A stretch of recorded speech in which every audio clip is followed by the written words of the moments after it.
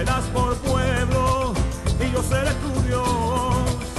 Y volverán y cantarán, se alegrará el desierto y la soledad. Y volverán y cantarán, porque el reino todo será de Adonai. Y ahora Fuego Santo en Israel con la apóstol Dominica Bierman.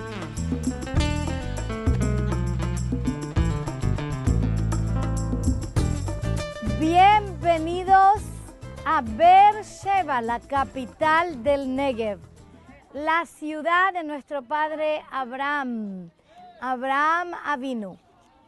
Muchos no saben que Beersheba, de hecho, es el lugar en donde nace Isaac. O sea que la promesa, Beersheba, es el lugar del cumplimiento profético cuando Yahvé le promete a Abraham que él tendrá un hijo y que de ese hijo sería el que iba a cumplir todas las promesas de que su simiente sería poseedor de la tierra de Israel. Ustedes saben que Abraham ya tenía 100 años, ¿no? Y Sara tenía ya 90 años y ellos ya no tenían ningún tipo de, Sara ya no tenía periodo, a Abraham se le había secado la fuente.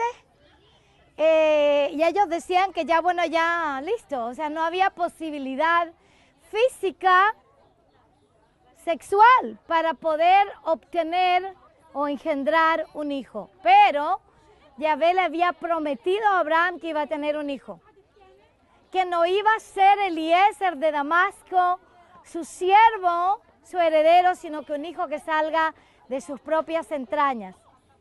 Pero todo eso le fue prometido en otra zona de Israel, entre Betel y Mamre, que eso se encuentra en lo que es la Samaria de Israel hoy, el área de Judea y de Samaria.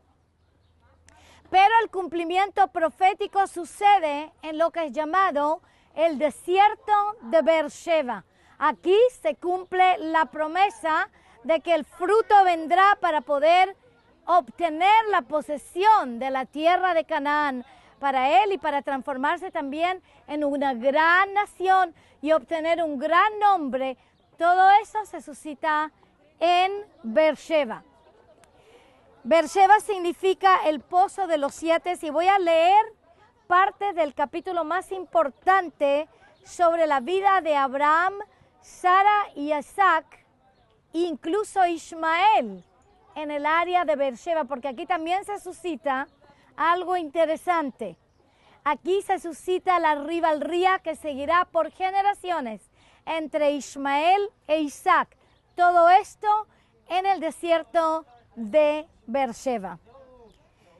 Dice en el versículo 1 de Génesis capítulo 21. Entonces Yahvé visitó a Sara como había dicho, e hizo a Yahvé por Sara como había prometido.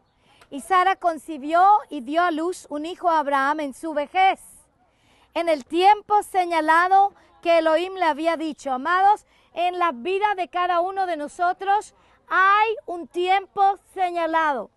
Diga conmigo, hay un tiempo señalado. Tenemos que aprender a esperar hasta el tiempo señalado y no hacer Ismaeles por el camino, porque mucha gente se pone impaciente y no espera al tiempo señalado. Pero siempre hay para la palabra profética un tiempo señalado. Amén. Y Abraham le puso el nombre de Isaac al hijo que le nació, que le dio a luz Sara. Y circuncidó a Abraham a su hijo Isaac a los 8 días, como Elohim le había mandado. Abraham tenía 100 años cuando le nació su hijo Isaac. Y dijo a Sara: Elohim me ha hecho reír, cualquiera que lo oiga se reirá conmigo. Y añadió: ¿quién le hubiera dicho a Abraham que Sara amamantaría hijos? Pues bien, le he dado a luz un hijo en su vejez. Y el niño creció y fue destetado, y Abraham hizo un gran banquete el día que Isaac fue destetado. Y Sara vio al hijo que Agar, la egipcia, le había dado a luz a Abraham, ese es Ismael, burlándose de su hijo Isaac. Y dijo a Abraham, esto es lo que le dice Sara a Abraham, escuchen bien la palabra: echa fuera a esta sierva y a su hijo, porque el hijo de esta sierva no ha de ser heredero juntamente con mi hijo Isaac. Y el asunto angustió a Abraham en gran manera por tratarse de su hijo.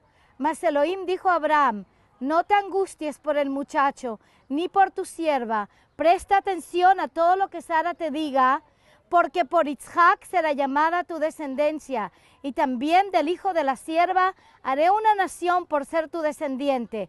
Se levantó pues Abraham muy de mañana, tomó pan y un odre de agua, y los dio a Agar poniéndoselos sobre el hombro, y le dio al muchacho y lo despidió. Y ella se fue y anduvo errante por el desierto de Beersheba.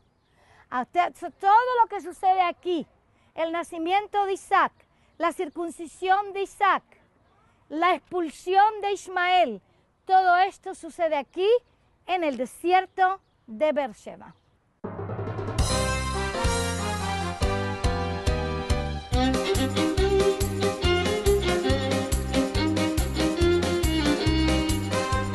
Me impactó en este tour la enseñanza que acabamos de recibir del libro de Abdías 20 y Isaías 35, que yo he leído muchas veces pero no entendía.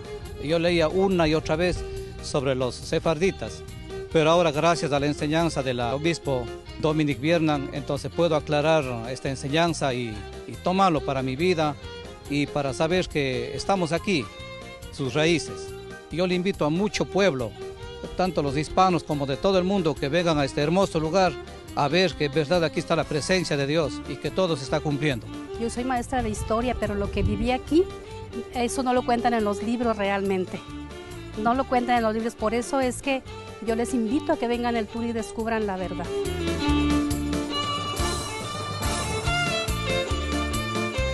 Y ahora regresemos a Fuego Santo en Israel con la apóstol Dominica Bierman.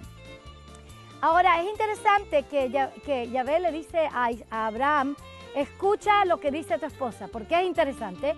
Porque cuando le escuchó Abraham a su esposa, le dio la sierva Agar a Abraham para que a través de la sierva él pueda tener un hijo, porque ella era estéril. Ese escuchar le costó mucho a Abraham, porque le nació Ismael, pero ese Ismael se iba a transformar en el enemigo de Israel. Pero en este caso le dice Yahvé, escucha a tu esposa lo que te dije. A pesar de que, bueno, hiciste quizá lo que hubiera sido incorrecto porque no esperaste hasta el tiempo del cumplimiento profético, ahora vamos a tener que hacer algo. Ya no podemos tener a Ismael conjuntamente con Isaac en el mismo lugar, porque no pueden ser rivales de la herencia, porque yo solamente voy a dar esta herencia de la tierra de Canaán a través de Isaac, no a través de Ismael. Por lo tanto, lo que tu esposa te dice, échalo, vas a tener que hacerlo, aunque te va a doler. ¿Qué pasa? Que a veces cuando nosotros hacemos los Ismaeles por ahí, cosas que son lo bueno, que es lo enemigo de lo perfecto, porque Ismael ha sido enemigo de Israel hasta ahora, ¿qué pasa? Es que nos duele cuando tenemos que rectificarlo. Hay un dolor, hay un cierto dolor cuando lo tenemos que rectificar. Y en este caso a Abraham le dolió porque Ismael es su hijo también. Es su hijo con una egipcia, pero es su hijo.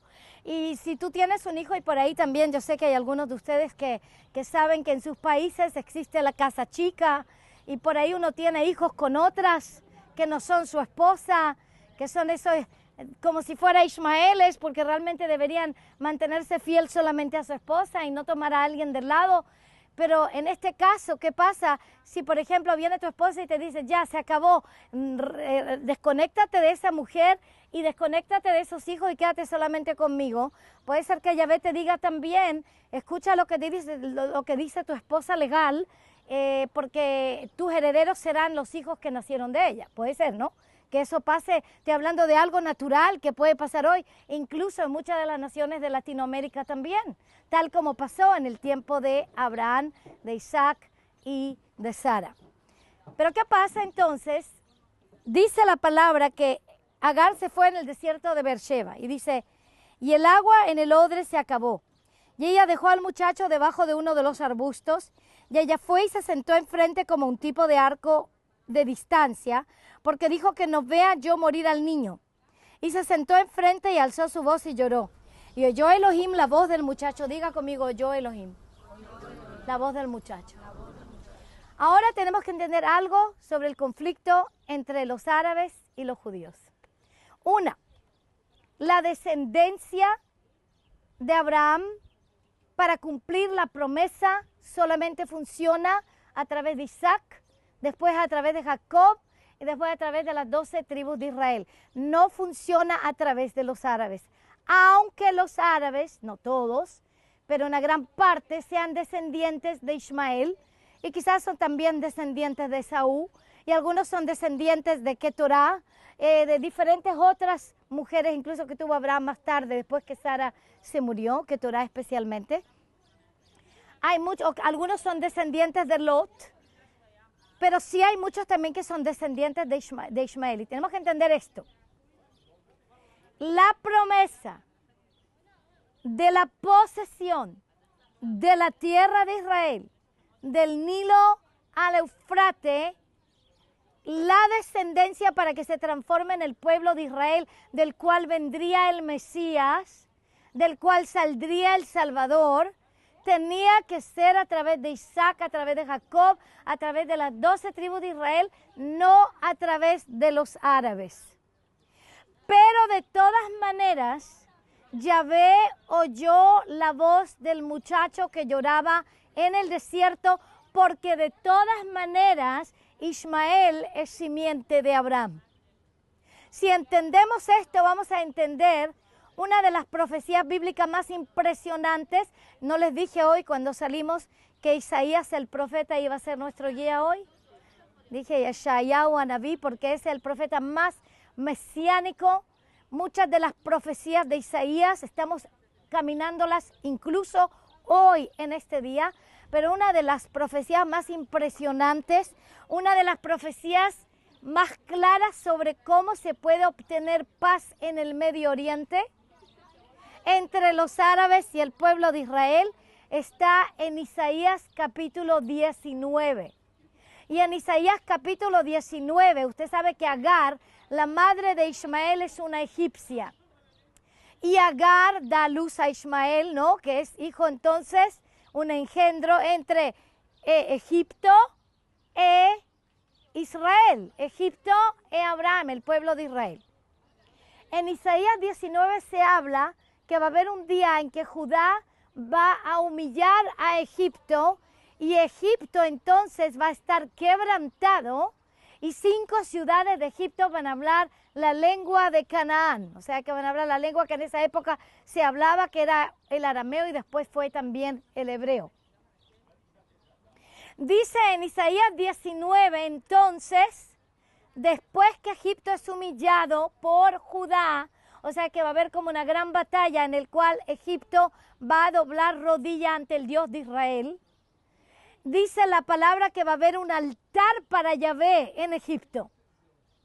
Y dice la palabra en Isaías 19, entonces habrá una vía, un camino de santidad, un camino, una vía rápida, una autopista.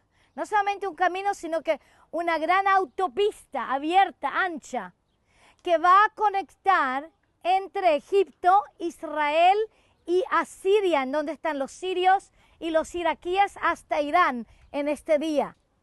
Que va a conectar desde Egipto, Israel, hacia Asiria.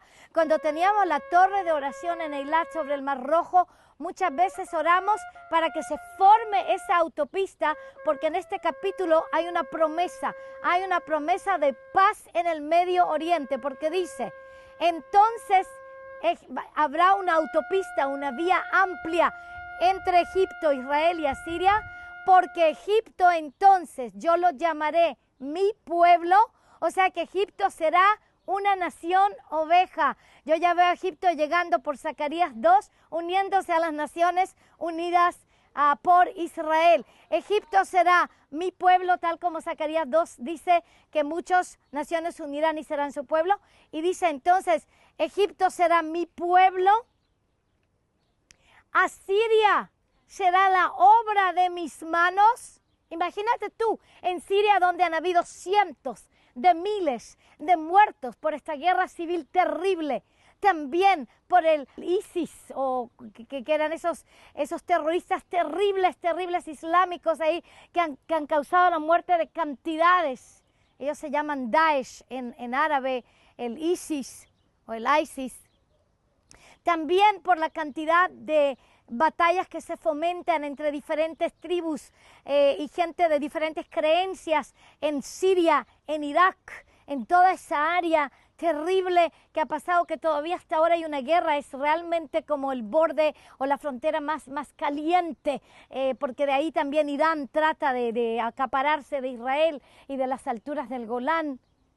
Pero la palabra nos dice que Egipto será su pueblo, que Asiria será la obra de sus manos e Israel su herencia o su posesión. Y dice que estos tres, Egipto, Asiria con Israel, serán una bendición en la mitad o el centro de la tierra. Ustedes han visto mapas antiguos en el cual en el medio está Jerusalén y después tenemos los tres continentes principales, ¿verdad? Tenemos a Asia, a África y a Europa, los tres continentes, y Jerusalén en el medio. Bueno, Jerusalén está exactamente en el medio también, entre Egipto, Israel y Asiria. Jerusalén siendo el centro de todos los continentes. Dice que estos tres países, estas tres naciones van a ser una bendición en el medio de la tierra. Qué tremendo, ¿verdad? Porque en este momento estamos con una batalla feroz. Uno de los libros que me impactó fue Erradicando el cáncer de la religión, en donde nos habla mucho sobre lo religioso que somos. Y ahí pues dio un giro a mi vida para poder mirar en la Biblia desde otro aspecto, desde otro punto de vista. El libro Tiempos de Tempestad es un libro muy actual, porque está actualizado con fechas exactas de cómo Adonai está peleando por su pueblo Israel. Ahí vas a encontrar información muy precisa que te va a hacer entender que las naciones han entrado en un tiempo de juicio. Al mismo tiempo, un gran avivamiento está anunciado para todos aquellos que están siendo restaurados en las raíces hebreas de la fe de los apóstoles originales. Y es necesario que la iglesia y todo el ministerio pueda leer este libro para que se informe y además de que puedan entrar en el verdadero avivamiento de los tiempos finales. Y va a haber batalla. De hecho, la palabra nos dice claramente que eso sucederá cuando Egipto se rinda a Israel. O sea que hay un contexto para que se cumpla esta palabra. Cuando Damasco sea como una ruina, bueno, ya está como una ruina. La Siria ya está como una ruina. Cientos de miles han sido muertos por allí. Y uno se pregunta, entonces, ¿por qué Yahvé se va a recordar de Egipto? ¿Por qué Yahvé se va a recordar de Asiria? De Israel ya sabemos por qué, porque toda la palabra profética, toda la promesa de una gran nación, toda la promesa de traer salvación a las naciones, toda la promesa del Mesías, toda la Torá, la palabra recibida, toda la promesa de obtener toda la tierra de Canaán, del Nilo que está en Egipto, al Eufrates que está en Irak, ¿sí?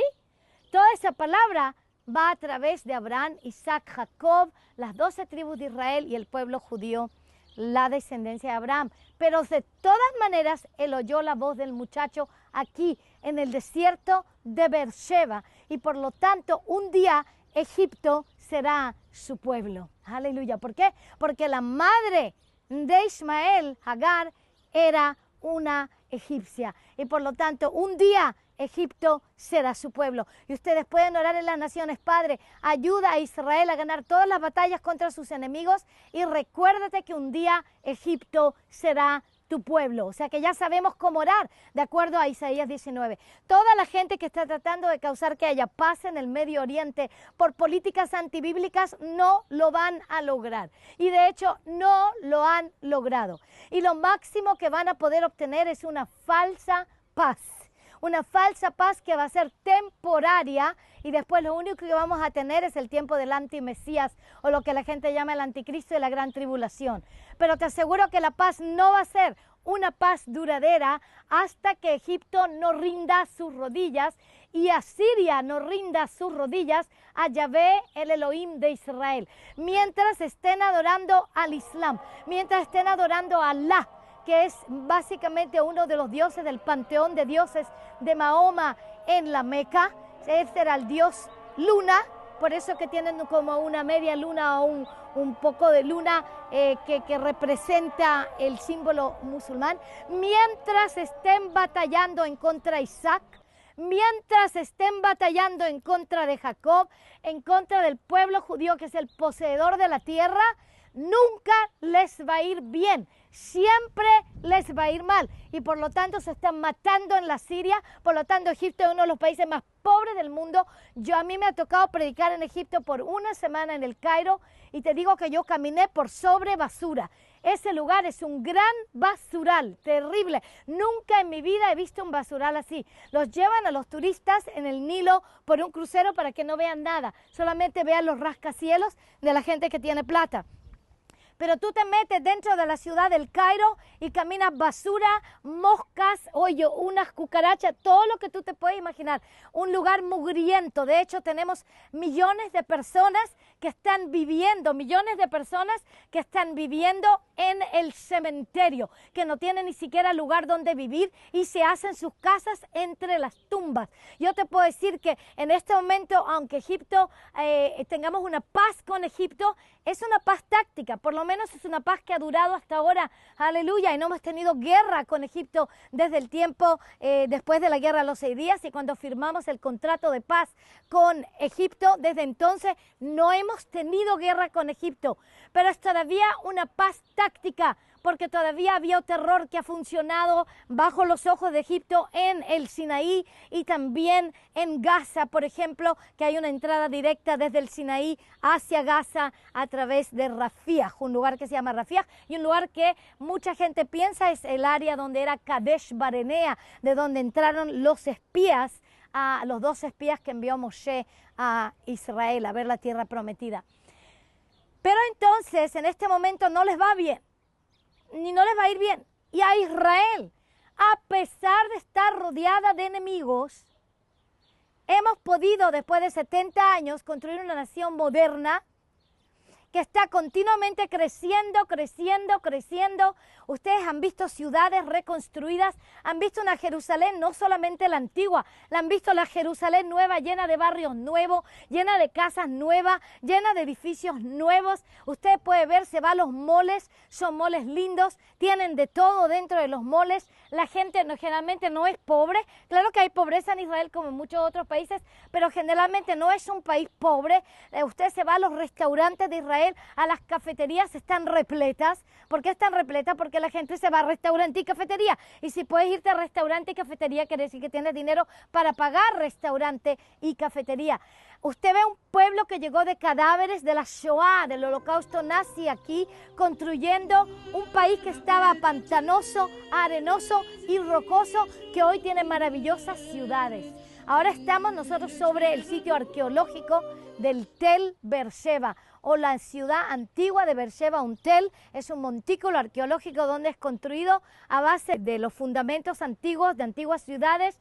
Pasan los tiempos, se destruyen las ciudades, se construye otra y otra y otra hasta que se forma un tel, un montículo. Pero estamos ahora muy cerca de la ciudad moderna de Beersheba, que está construida en este lugar por lo que pasó con Abraham en este lugar, siendo la capital del Negev, la ciudad de Abraham. Y cuando ustedes pasen por Beersheba, van a poder ver rascacielos, moles, universidad, en medio del desierto, en una rocosidad, en un lugar que está completamente seco. Se ha levantado una ciudad que hoy ya tiene más de 200,000 habitantes. Una ciudad universitaria, que llegan gente jóvenes de todas partes de Israel para estudiar en Beersheba, y estamos fomentando que esos jóvenes que estudian allí también, cuando ya se gradúan, puedan también comenzar sus familias en Beersheba. Más o menos 87% de la ciudad de Beersheba moderna de hoy son judíos. Y el resto es una mezcla de gente. hay cristianos, hay también musulmanes, hay diferentes. Pero alrededor de Beersheba y en lo que se llama el desierto de Beersheba hay muchos asentamientos beduinos. Los vamos a ver en el camino. Y en este momento hay un conflicto muy grande entre lo que yo llamaría el hijo de Ismael o el hijo de Agar, Ismael, y el hijo de Abraham con Sara, Isaac, aquí en el Negev.